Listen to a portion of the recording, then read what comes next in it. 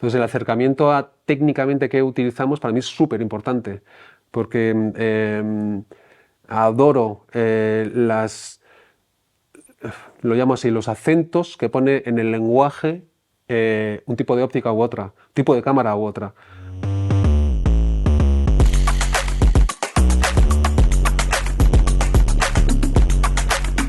Pues mis inicios fueron una mezcla de casualidades por un lado y una voluntad de querer trabajar en esto sin conocer nada a nadie.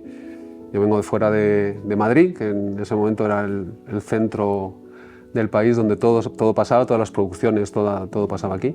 Entonces vine a estudiar lo que había en ese momento, que era Ciencias de la Información, la rama Imagen, y al mismo tiempo, por una casualidad, un amigo de mis padres tenía un primo que trabajaba en esto, y resulta que el tipo se llamaba Javier Elorrieta, que en ese momento era un director de cine y un director de publicidad que estaba bastante bien posicionado, y estuve estudiando y trabajando con él, barriendo platos básicamente, pero bueno, era un pie en la industria. Y al cabo de un año me resultaba imposible compaginar las dos cosas. Trabajaba muchísimo la productora, compaginar los estudios con el trabajo, y decidí seguir estudiando. Y entonces a partir de ahí pues encadené trabajos en el sector, pero en puestos muy diversos, porque siempre me ha parecido muy interesante. Yo quería dirigir, mi meta era dirigir, pero pues, tengo una parte muy insegura con lo que no controlo. Entonces dije, bueno, pues voy a aprender todo lo que no controlo. Y estuve haciendo muchos oficios dentro de este trabajo hasta que terminé de estudiar, y de esas lluvias estos lodos, o como se diga la frase. La formación es para mí súper importante, pero no es necesario tener formación para llegar a dirigir. Bueno, al final un director es el aprendiz de todo, maestro de nada. Bueno, puedes llegar a ser maestro, pero eres el aprendiz de todo porque tienes que trabajar con muchas profesiones alrededor tuyo, y ellos están mucho más preparados que tú en su especialidad. El talento, conozco a gente con mucho talento que no está trabajando, pero un talento bestial, tanto en publicidad como en ficción, y me resulta incomprensible que tipos como Juanma Ojo Ulloa o Juan Sterlich, más antiguo, no sean ahora mismo los directores punteros en nuestro país, porque eran verdaderos talentos. Y técnicamente, en el caso de Juan, me consta que además con un control tremendo. Entonces no tiene nada que ver una cosa con la otra. Ahora, personalmente, a mí nunca llegas a dominarlo todo, con lo cual siempre hay algo que aprender. Entonces es un constante trabajo de... A mí me pasa que cuando no he conseguido algo nunca pienso que el otro ha fallado, sino que yo no he sido capaz de comunicarlo. Porque al final, si el otro entiende lo que tú quieres, a menos que haya mala hostia, suele pasar, suele acontecer, se suele producir. Entonces es un trabajo de constantemente aprender esos idiomas que te permiten conectar con todos los miembros del equipo. Y para eso pues, hay formaciones más autodidactas, y hay otras que he ido a cursos, a reciclarme. Entonces a mí la formación me parece fundamental. Ahora mismo con todo lo que se está haciendo en Volvente, están los fondos, los platos, los volume que llaman, que tú puedes rodar, y bueno, ahí hay una técnica, pero también hay experiencias inmersivas, que he estado metido un año trabajando en un proyecto de experiencia inmersiva, donde te metes en un espacio que es completamente LED, arriba, abajo, suelo, techo. ¿Y qué haces? Hasta ahora yo lo que he visto han sido estímulos visuales, y yo a los 5 minutos mi cabeza peta porque ya no puedo más de lucecitas por aquí, lucecitas por allá, que pueden ser muy bonitas estéticamente, pero no narran nada. ¿Cómo cuentas una historia? En un sitio donde la gente no tiene un punto de vista como una cámara, sino que cada persona tiene su punto de vista, de repente aparece un nuevo lenguaje. No un nuevo lenguaje, existe para mí una gramática, y después existen dialectos, un nuevo dialecto, ¿no? No puedes hacer cortes, porque no hay cortes en la vida real. ¿Cómo cuentas una historia? Entonces de repente pues hay que formarse y entender cómo trabajar esa parte. ¿Y cómo te formas? En este caso, en eso, es completamente autodidacta, porque no existe una escuela, acaba de aparecer, y hay mucha gente en el mundo haciendo cosas, unos más acertados que otros. ¿Cómo aprendes? Es buscándote la vida.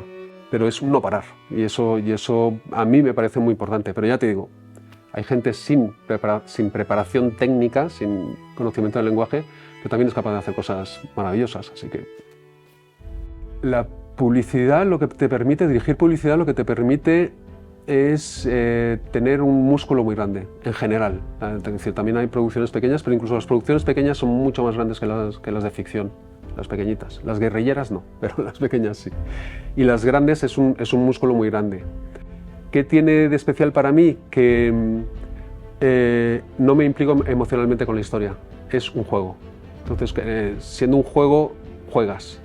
Y eso es muy gratificante. Sí es cierto que tiene una parte un poco a gente que le resulta desagradable, esa relación con clientes, con agencias, pero al final otra vez es un tema de lenguaje, de entenderse, de buscar qué realmente me estás pidiendo, qué te voy a ofrecer, porque ellos saben lo que quieren, pero yo como director sé cómo contarlo. Entonces muchas veces tienes que hacer un trabajo para convencer de que la mejor forma de contar lo que tú me estás pidiendo es esta, la más moderna, la más de moda, da igual, el juego que sea, dependiendo de la pieza.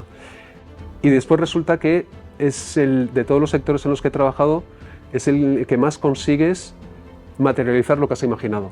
Porque muchas veces en ficción tú te imaginas algo, incluso puedes hacer una planificación, pero está más constreñido en cuanto a músculo, en cuanto a equipo, entonces tienes que hacer más sacrificios para contar lo que quieres contar, porque no tienes tiempo, no tienes, bueno, en fin, mil cosas. En cambio, en publicidad, bueno, tienes un story y ese story se rueda, no hay discusión. Esta cosa es que después el story, como lo hayas construido, funcione o no funcione, pero eso se rueda y eso es lo más cercano a poder materializar lo que tienes, o sea, a poder visualizar, o sea, y materializar lo que tienes en la cabeza. Y eso es una cosa que a mí me fascina. Y después, también los retos a nivel de gramática, del lenguaje. Existe una publicidad que es puro porno, que está muy bien y satisface a mucha gente, pero a mí, yo el primer día que dirigí publicidad le dije a mi productor, no voy a mover la cámara nunca, nunca voy a mover la cámara, a menos que lo pida la acción. Y me he quedado porque estudiando los clásicos, estudiando el cine, bueno, los clásicos, yendo a los orígenes del cine, los rusos, los alemanes, el principio del cine, eran capaces de crear unos encuadres sin movimiento, sin tanto plano, bestiales, con un ritmo interno bestial.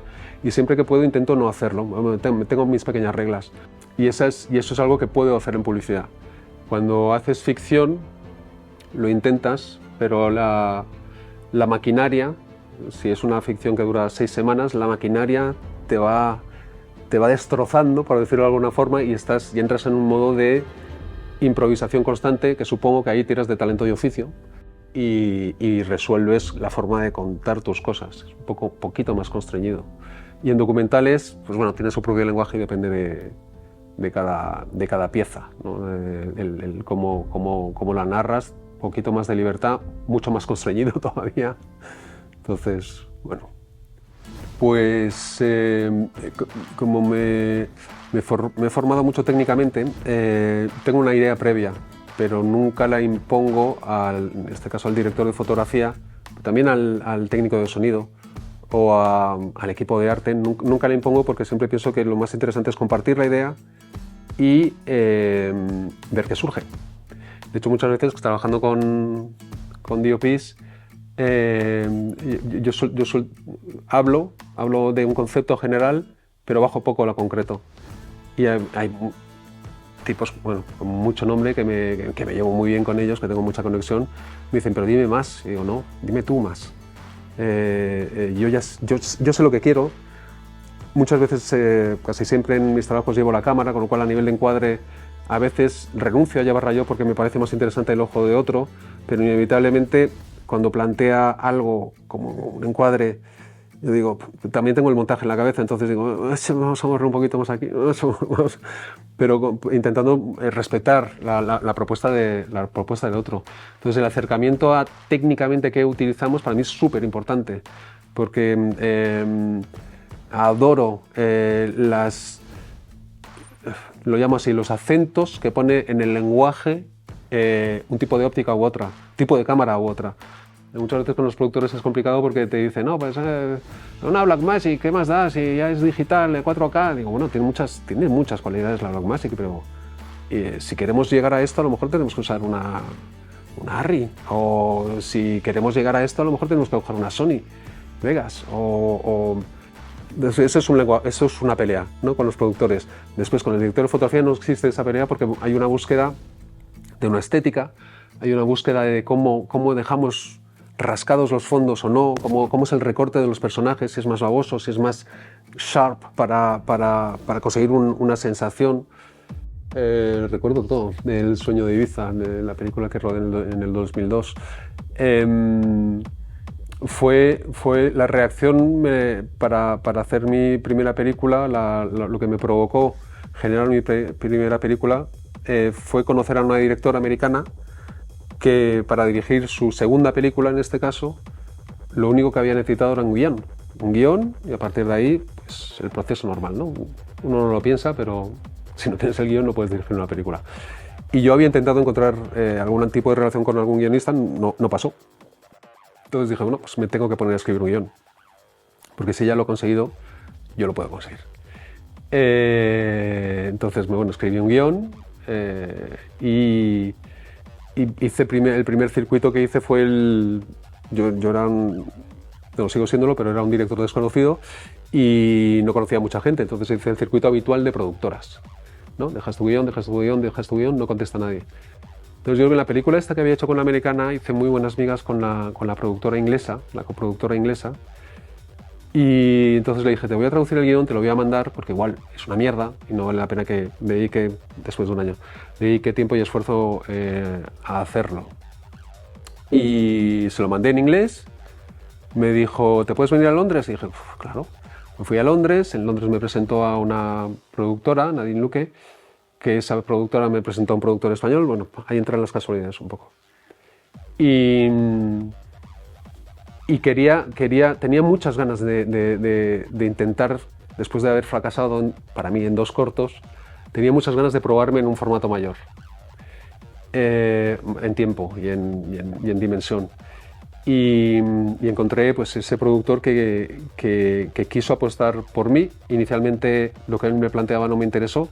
Yo llevaba mucho tiempo trabajando en este sector y lo que me ofrecía para rodar ese guión, yo sabía que era imposible acercarme un poco a lo que tenía en la cabeza. Entonces lo rechacé, le dije, mira, muchas gracias, pero no. Y al cabo de 15 días me llamó y me dijo, venga, vale, vamos a hacerlo con tus condiciones. Y nada, fueron 6 semanas en Madrid, en Ibiza, y después un mes en Cuba. Lo de Cuba se podría haber hecho en una semana, pero es Cuba y al final tuvimos que estar un mes ahí.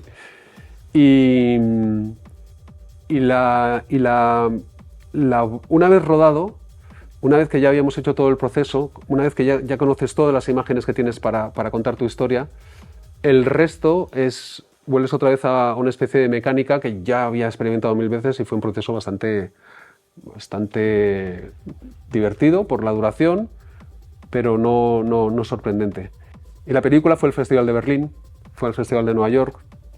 Entonces a mí ya me dio la sensación de que entraba en la aristocracia, ¿no? A partir de ese momento íbamos a hablar de Kierkegaard y resulta que no es un mundo tan distinto al de la publicidad.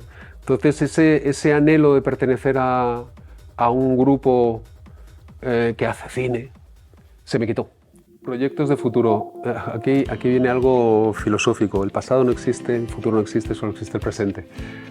Pero sí hay proyectos. Me enfoco mucho en el día a día, en vivir el momento y lo que hago en cada momento, pero sí hay 2 proyectos de largometraje, uno complicado porque es una historia de época, brutal, pero está justo antes de la Primera Guerra Mundial. Y es una historia de amor apasionante, pero es una historia también de... Existía un tipo que era un ladrón de guante blanco que se llamaba Fantomas, que actuaba en el periodo entre 1900 y antes de la Primera Guerra. Arrasó Europa con sus robos, que después se quedaba el dinero, no se lo daba a los pobres. y descubrimos hace unos años que ese tipo resulta ser mi bisabuelo. Eso no es importante. Y entonces ya hace 4 o 5 años que estamos con el guión. A mí me pasa una cosa que es que el guión no está redondo, no quiero porque después las carencias acaban saliendo. Entonces llevamos 4 o 5 años buscando qué fórmula contar, porque hacer un biopic de este tipo está bien, puede ser interesante, pero hay algo maravilloso, por ejemplo, en la película Cabaret, que tú ves una historia de unos personajes, pero tú sabes lo que va a pasar. O sea, los nazis van a venir, el contexto de ese mundo que se va a acabar, que para ellos es maravilloso.